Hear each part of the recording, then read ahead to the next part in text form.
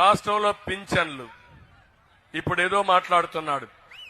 నేను ఒకే విషయం, పింఛను ప్రారంభించింది ఎన్టీ రామారావు గారు 85లో 200 పింఛన్ 2000 రూపాయలు చేసింది నేనే. అవునా కాదా అని మిమ్మల్ని అడుగుతున్నా.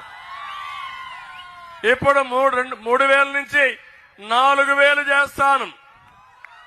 ఇంటి దగ్గరనే ఇస్తాం, మొదటి తారీఖునే ఇస్తాం. పెంచిన పింఛను ఏప్రిల్ నుంచే ఇచ్చే బాధ్యత మాది. ఒక నెల తీసుకోకపోతే 2వ నెల ఇస్తాం, 2వ నెల తీసుకోకపోతే 3వ నెల ఇస్తా. ఏ వ్యక్తికి ఎగ్గొట్టడం నా అభిమతం కాదు.